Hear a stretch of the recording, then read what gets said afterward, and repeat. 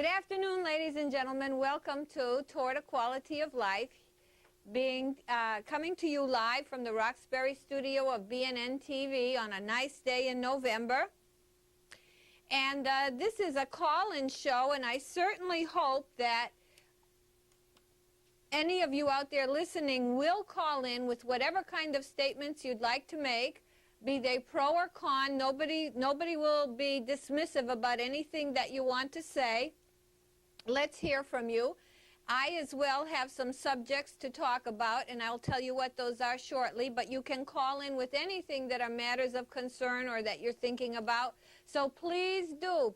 Last time we were talking about a few subjects, and one of them was a question that came from the audience regarding the labs that are being built and that do exist in the city of Boston for biological engineering, biological research, viral research, and so on. And I guess, of course, there's a big one underway or even already ready at the Boston University campus at the University Hospital site here in Boston. And people are rather concerned, and we did talk about that. And I wanted to mention that in the past week, I happened to hear that the mayor of Boston, Mayor Menino, has assigned a relatively strict protocol or inspection system for all the labs in Boston to determine how they're operating and whether they are safe enough to operate. Now, how good this will be or won't be, I have no idea, but it's interesting that at least some effort was proposed towards monitoring the biological laboratories in the Boston area at least. And the other point that I wanted to make about biological research and laboratories for the same purpose is that, of course, accidents will happen, and of course, unintentioned things will come out of new genetic combinations, manipulations, and some of these will be very bad and indeed have been very bad. In fact, in the area of cloning research, so many animals are born, like more than 90% or higher, are born with very serious difficulties and sicknesses, which are very painful and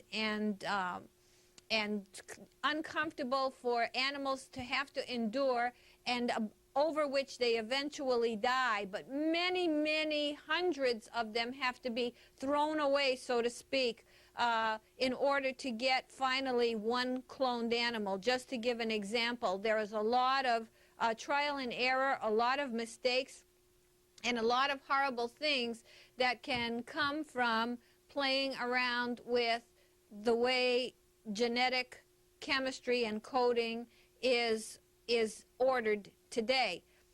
And further on that subject, I'd like to point out that how do we know when you're dealing with very sick conditions, and God forbid very sick animals, and we love animals and we don't want any research to be perpetrated on them, but what can happen if you're dealing with very sick animals, or if you're dealing with bugs and viri and bacteria that are very deadly or certainly can wreak a lot of havoc to animal or human systems, and these are contracted.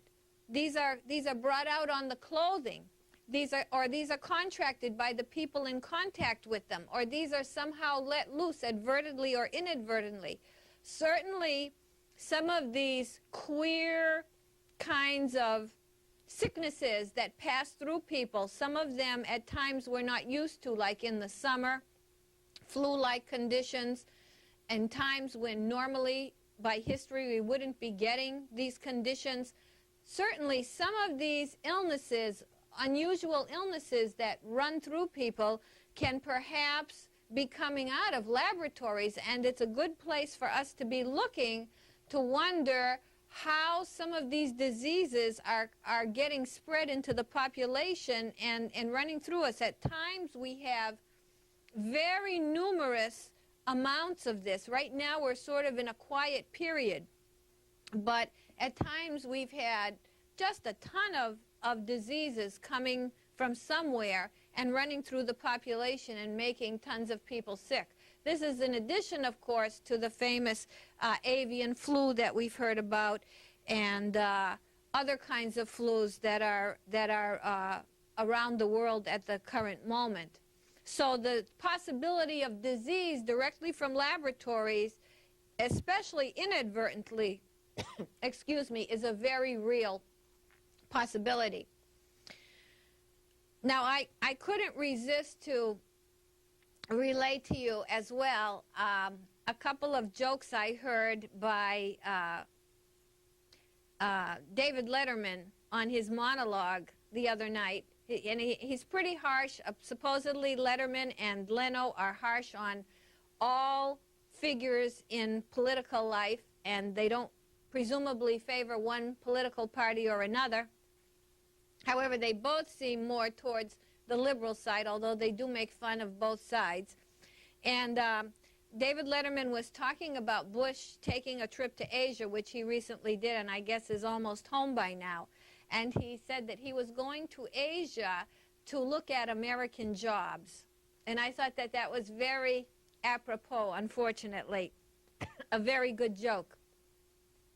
And then he said that George Bush's brother Jeb wants to run for president in 2008, and that this would be very convenient because somebody has to pardon George W. So that would be very convenient should he become president and be able to do that. Again, I thought that was cute.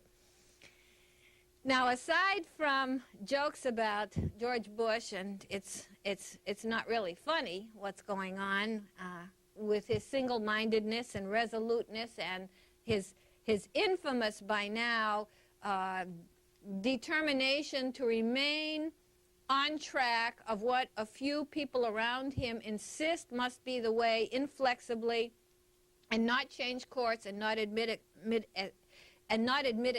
mistakes.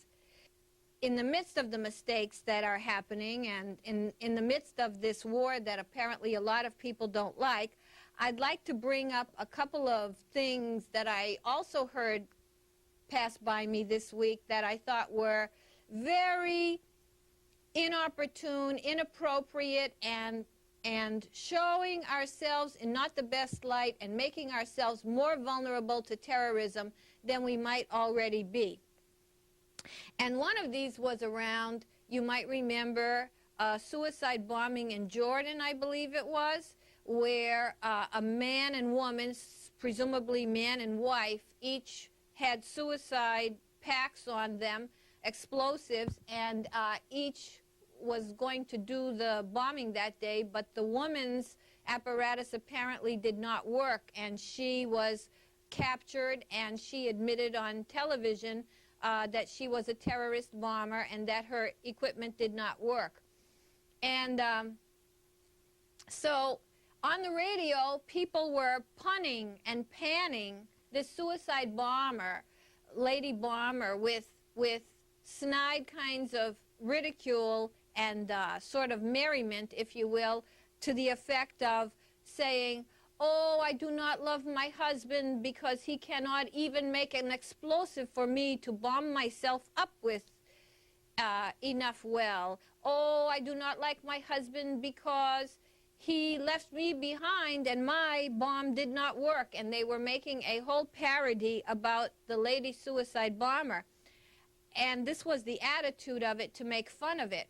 They also were talking about the woman in terms of jihad hotties, women who are suicide bombers, and calling them jihad hotties. And I just like to point out how extremely removed from what the world thinks and how the world might react to something like that, and how different the cultures may be, and how inappropriate and dangerous such kind of talks are, that and also that how much it goes to show that we really don't understand perhaps who the people are that we're dealing with, who the cultures are that we're dealing with, and how they may take seeing this kind of ridicule. How, not that we have to be afraid and not say what we feel as in free speech, but that if we understood how markedly, completely different the values and the orientation and the belief system and the behaviors of people from the Middle East, for the most part, and from the country of Iraq, for example, and some parts of Jordan, how very radically different it just is from the get-go. Like us on Venus, they on Mars. We probably wouldn't even begin to be trying to make parodies of things like this, calling jihad hotties very, very inappropriate and very much inviting upon ourselves the wrath, it's this kind of ignorance. It's this kind of ignorance, and it's this kind of glossing over of who the people are,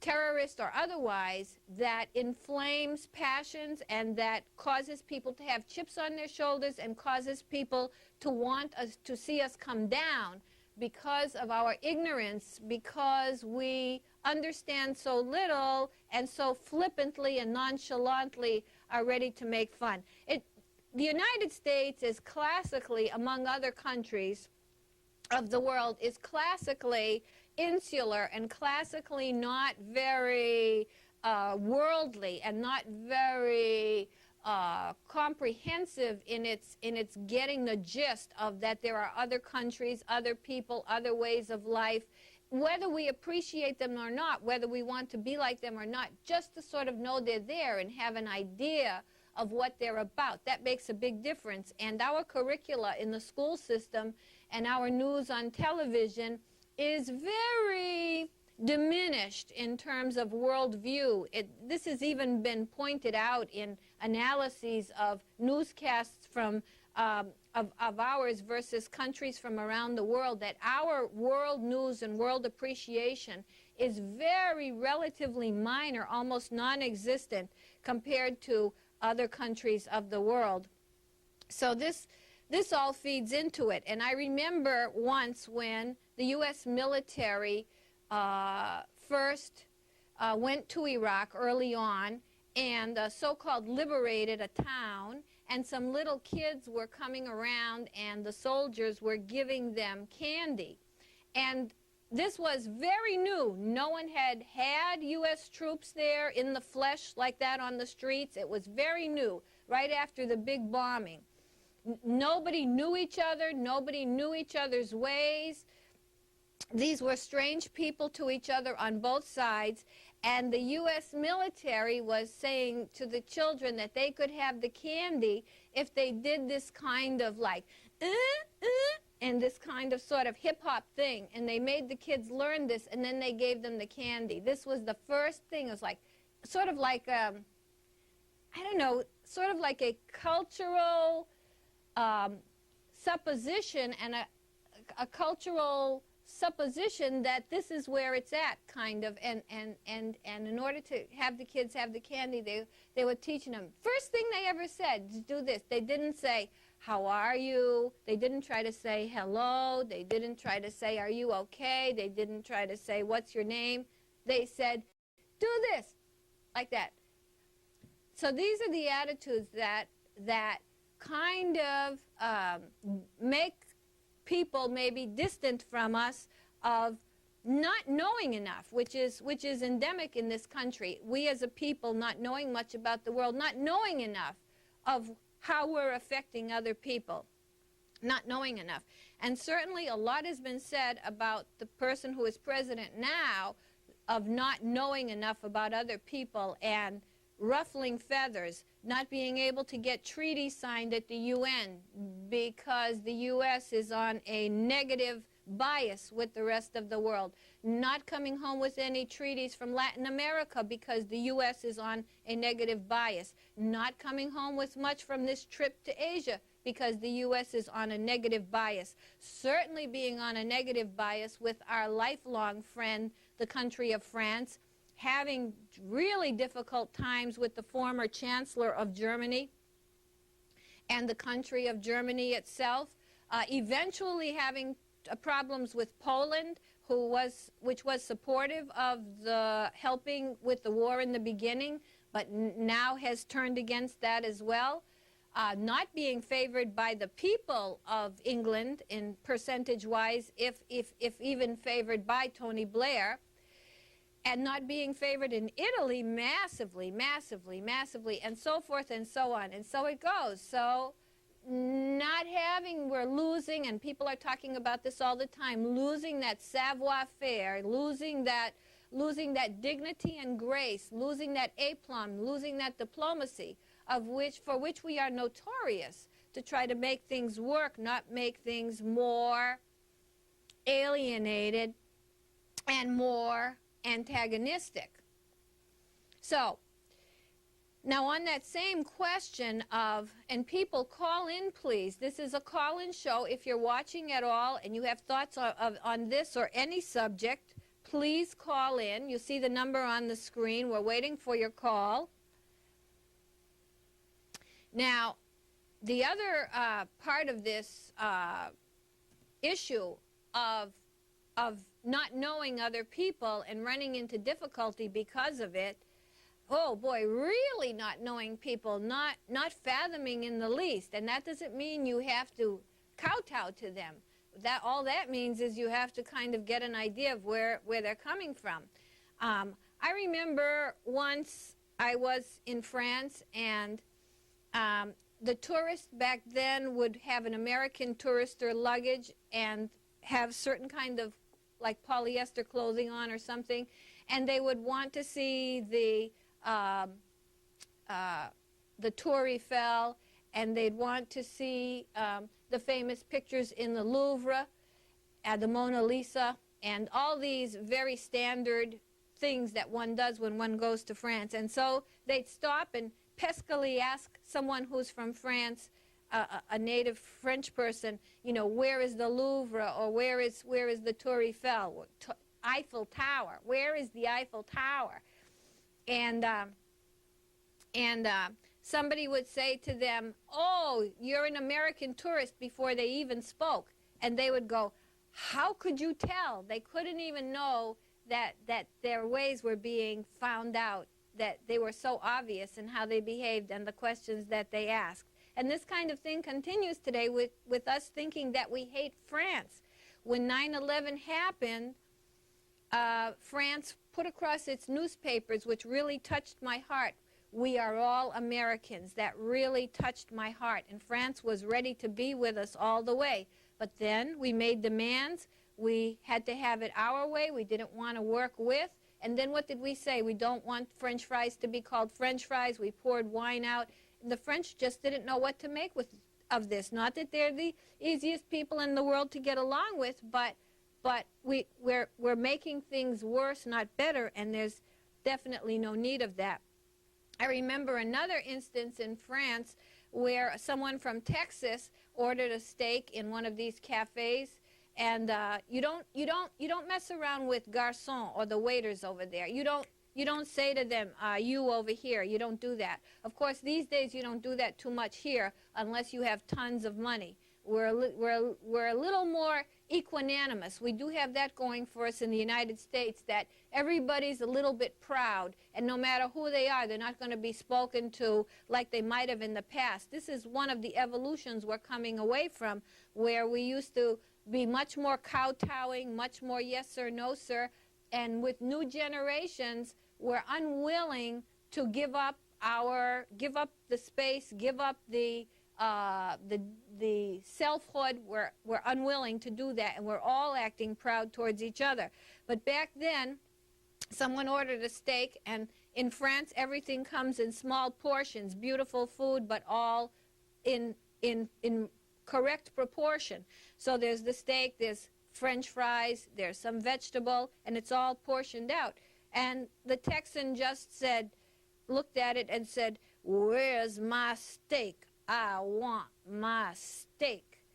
And so there was a big brouhaha because you can't talk to people that way, especially in that country. You probably can't talk that way to people in Iraq either. Where's my steak, or where's whatever I want it? So some of these ways about us of which we aren't aware and turn people off, as applies right now to Iraq and to calling bombers, lady suicide bombers, and their ilk jihad hotties, and making fun of how they think about their husband, as though it were a soap opera or a Simon episode of that contest show that he runs, where you say the harshest, cruelest things about anybody with abandon.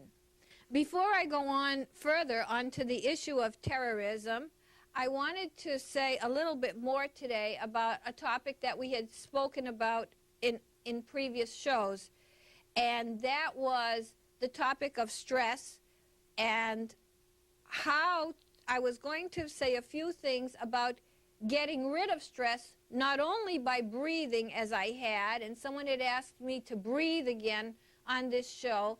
Maybe I could try that after I'm done talking about this. But what I wanted to put as a birdie in everybody's bonnet is not only to do yoga, not only to do breathing, not only to do time management, money management, self-management, and all these techniques that work on yourself to have to fend off against stress, all the things that you have to, as an isolated creature, work on to survive in a world of stress. But telephone call. Thank you. Hello. All during the time of Katrina? Yes. When the Cubans were willing to send 1,500 doctors here, America refused to accept them. Yes. And I think that when someone is needed, you should appreciate it, okay? Yes, and it would be a wonderful bridge. Would it really kill you to allow Cuban doctors into the country? I mean, would it even really hurt our pride, or would it be a nice bridge to maybe have one little softening thing going on with Cuba? Are you still there? Yes, I'm still here. Yes. I think it would be a nice gesture, anything that would work.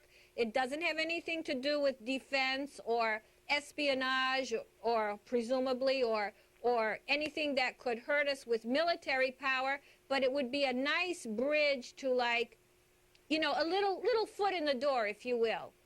Yes, but the thing that got me was when the Russians were in the submarines. The Americans and the English went to help the Russians. Oh, yes, and yeah. To me, Cuba is our next door neighbor, and they should at least help those that's next door. We were in the same area. Right. But the animosity they have for Castro is unending. Yes, and do you know about the Cuban culture at all? I've studied some about it. You've yes. studied. I wondered if you had come from there, because there are very many views on that. Some people believe that what Castro has done has essentially been good. Of course, a lot of people apparently were murdered when he came to power. And he does apparently keep people in jail and doesn't allow free speech, apparently. On the other hand, he does have the best medicine going in any so-called communist or even third world or whatever way you want to call it, non-industrial country. He has fantastic medicine. He has education for everybody, and nobody's hungry is what I hear. So there are some good things out of Cuba. A lot of people would disagree and say it's just a horror story, but apparently not all Cubans do. It doesn't seem that they're all coerced to be at those speeches that he gives when thousands turn out and thousands don't try to flee the island. I could be wrong, but there are pros and cons to the story of Cuba. Okay, if America is a Christian nation and Castro was acting like the Samaritan when the man was beaten on the road, the priests passed by, the Levi passed by, and the Christians of America passed by and didn't do anything. But Jesus says, the Good Samaritan, which was supposed to be an offcast, someone that's, put aside.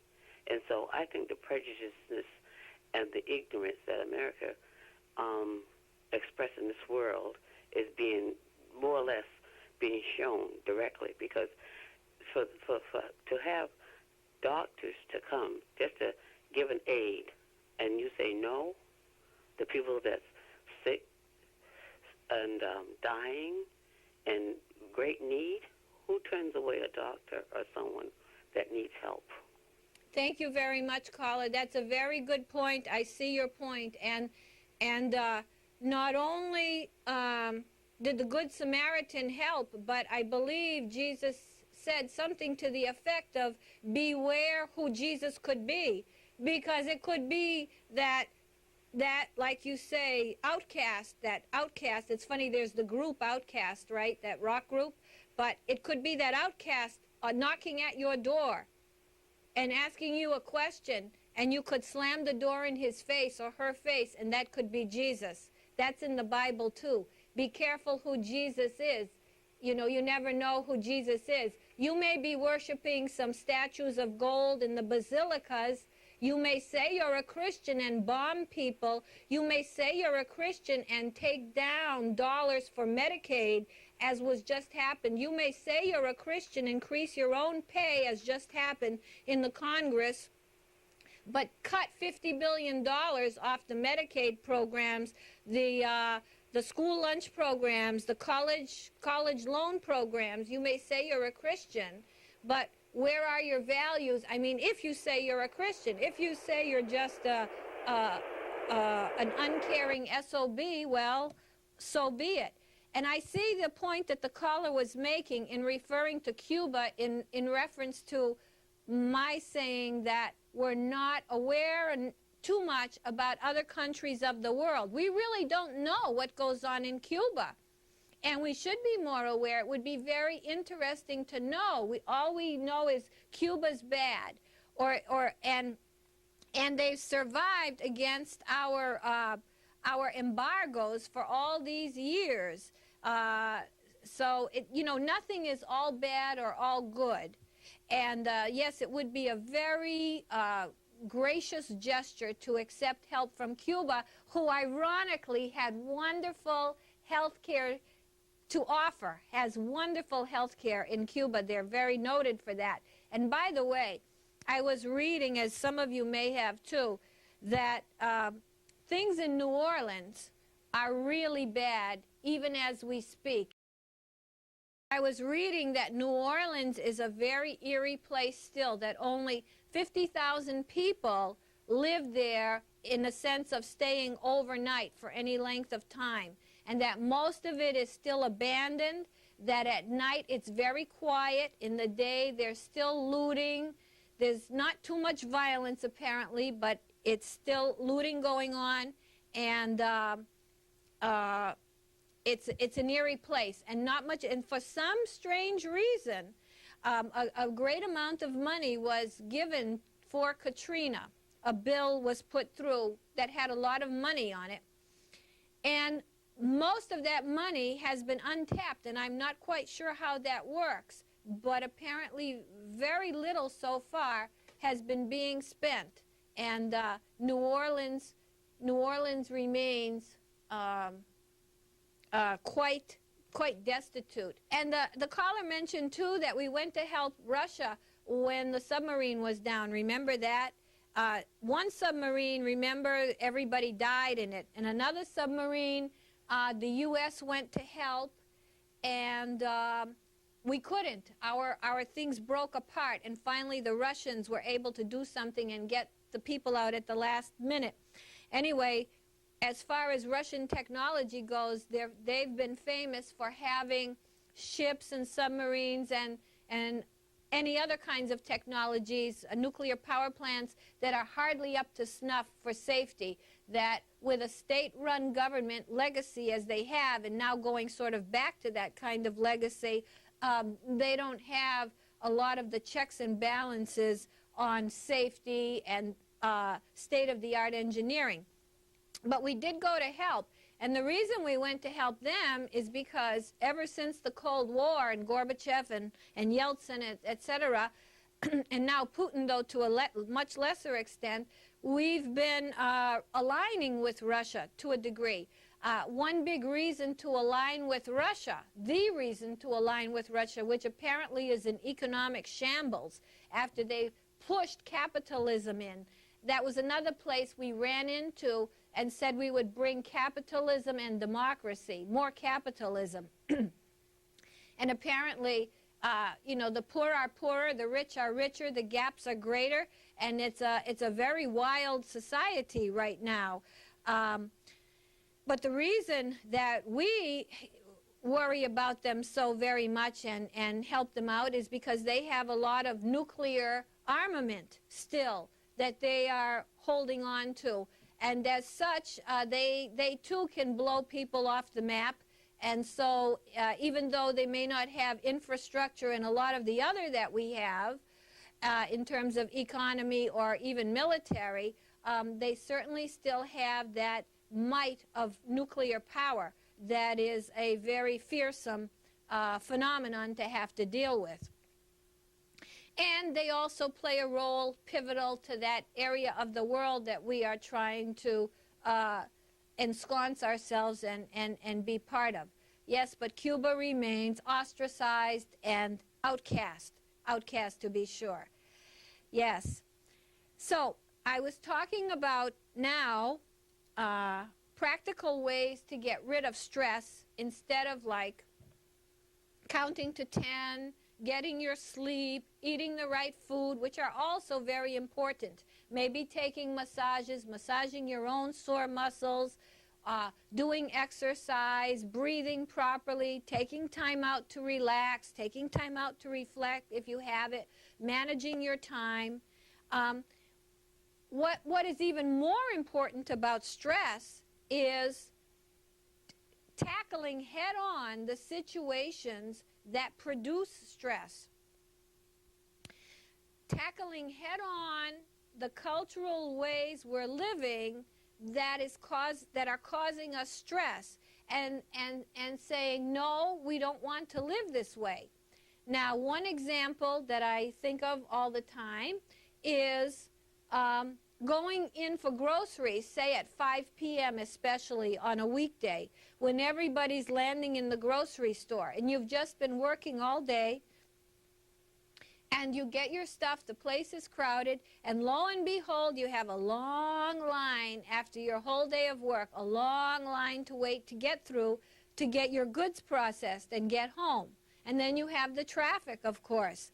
So I would suggest, which I have done on many occasions, to go over to the courtesy booth in the grocery store, for example, and say to the manager, could you please open up some more registers or make your voice known that it's not easy to have a half an hour to waste waiting for yourself to be checked out of the grocery store. Feedback into the systems that are like a one-way street, one way. You pay, we play. We set up the system, you pay for what you get.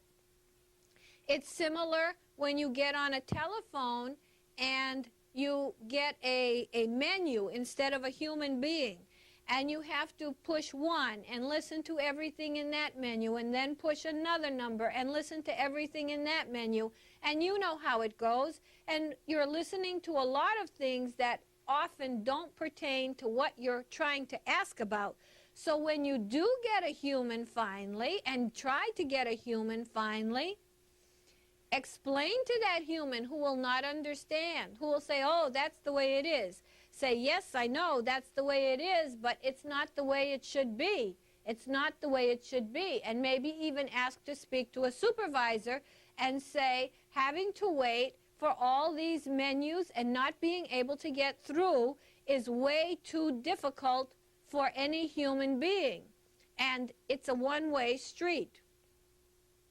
So when you go to an airport, for example, and if you're having to wait a long time, or if your baggages are lost, make yourself known loud and clear in so many ways. Of course, you'll make yourself known if your baggage is lost, but keep with it that this is not acceptable, or keep with it that if a flight is overbooked and you get bumped, that this is not acceptable. Ask for supervisors.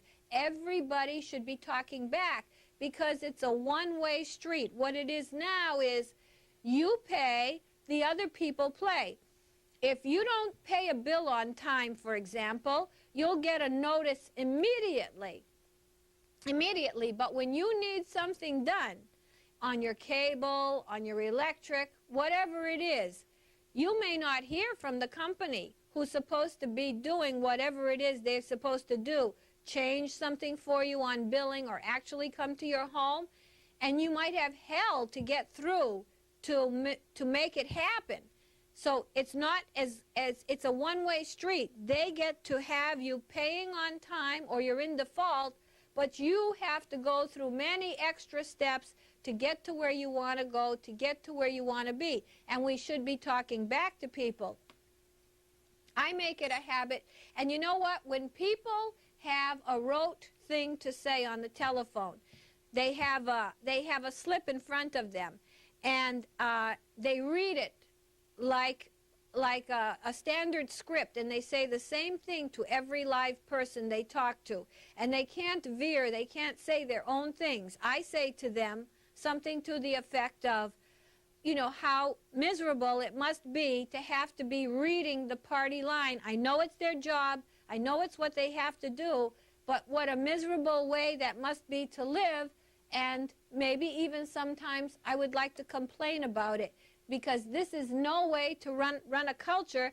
This is no way to have a society that is wonderful. A society that is human is a society that is wonderful. So we have to speak back.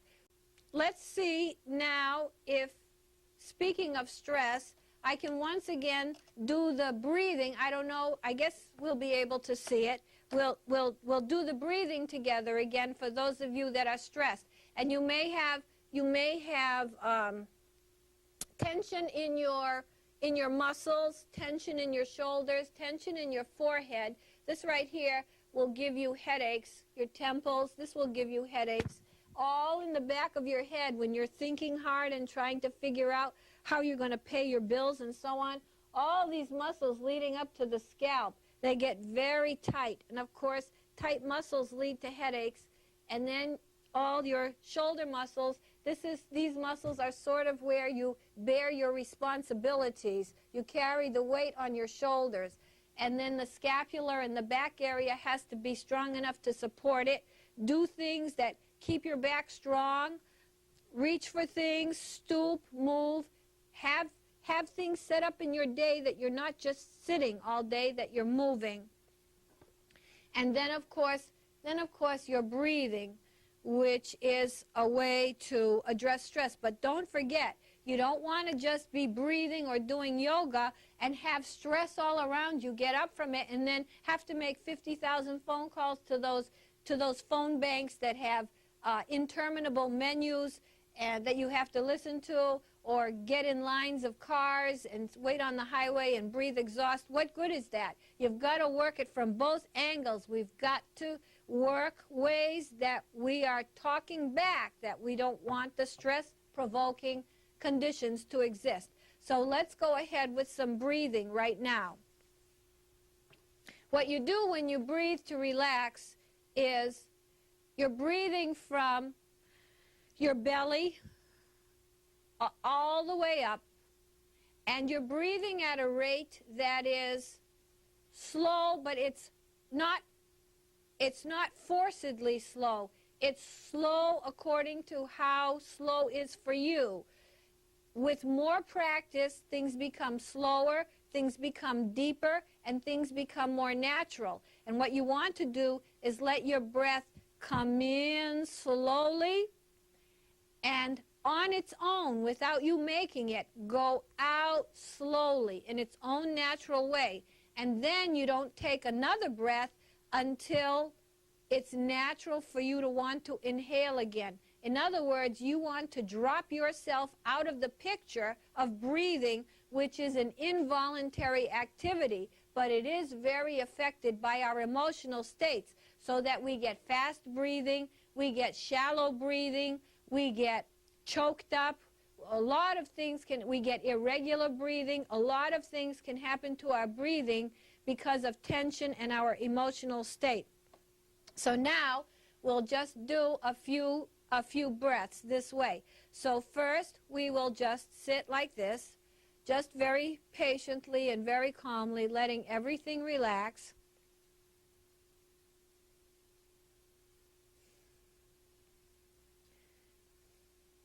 And then we will take one very deep breath. And when I point, that's when I'll be taking the breath.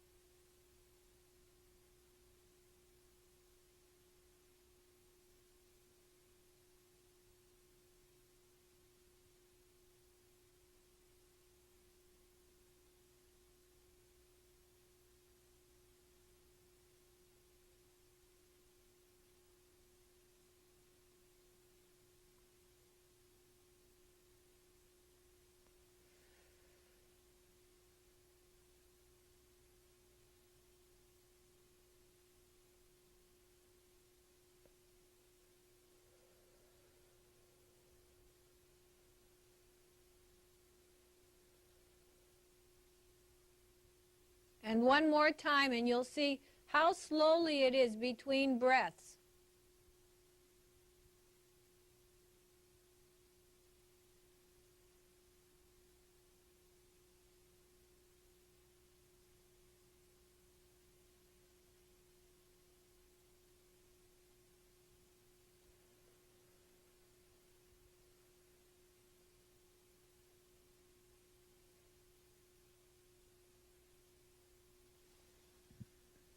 Okay, so now I can get limper.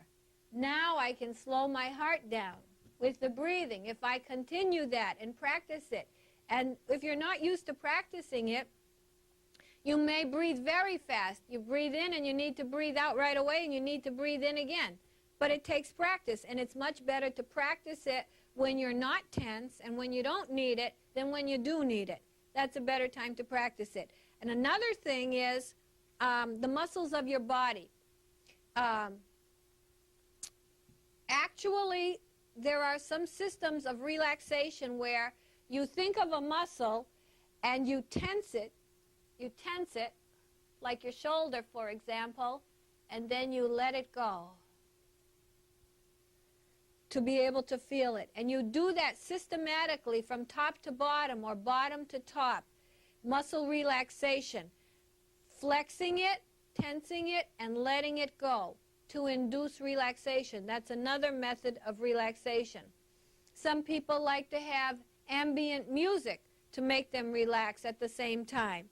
And I can't say enough about the benefits of massage, deep massage, therapeutic massage that can get in at spots in your body you never even knew were being all tightened up and causing you many kinds of problems, both in those tight spots and elsewhere in your body. All right. So, things to do about stress in your own life. Time management, money management is a big one too. Don't spend more money than you can afford. Don't go overboard this Christmas. Be sensible. Don't get yourself into debt. Don't have to lay awake at night worrying how you're going to pay your bills. Don't have to work extra jobs just to keep ahead, to keep pace with the bills that you have. Always try to plan your spending as none or some, so that you have a little bit left over for yourself, and that you're building a kind of nest egg or a kind of buffer zone. Don't spend it all if you can help it. Some of us are in positions when we're young and so on that we do have to spend every penny, but don't spend it foolishly. Don't go and buy Cokes out of the machine. Don't go buy Starbucks coffees at the coffee shop. These are so expensive. You can save yourself so much money by not buying all the little things that beckon to you to come buy them, all the sweet things and salty things out there. Try to bring your own sodas, bring your own water, and you'll be saving a lot of money. Save in every way that you can. Don't just blow your money. I know when I was much younger and I got my hands on some money, I blew it.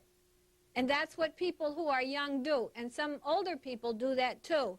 But it takes, you know, quite a few hard knocks before you realize that you should be putting some aside and having some security and some reserve for yourself. And this will also save you an awful lot of financial stress. I think the biggest stress we have in the culture as a whole is financial. It's financial that's making our mood so bad, besides that we don't sleep enough. And we probably don't sleep enough not only because we don't have time, but because we're worried about our finances.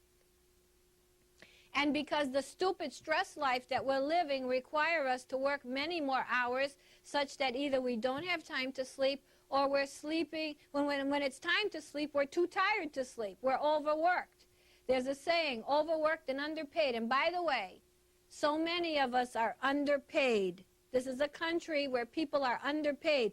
To stand in those same grocery lines that you wait in half an hour to get checked out in, to stand in one of those for 8 and 10 hours and run through a humongous amount of people non-stop packing, bagging, and make what, $7 an hour if you're lucky? And that's before taxes. A lot of jobs are not paying. We don't have equitable pay for work done. That's a whole other problem. But so be financially astute, especially young people. Watch your money, hold on to that money, and don't blow it. Especially blow it on things that tomorrow you won't want. You won't want them. You want them today, and tomorrow they're yesterday's news.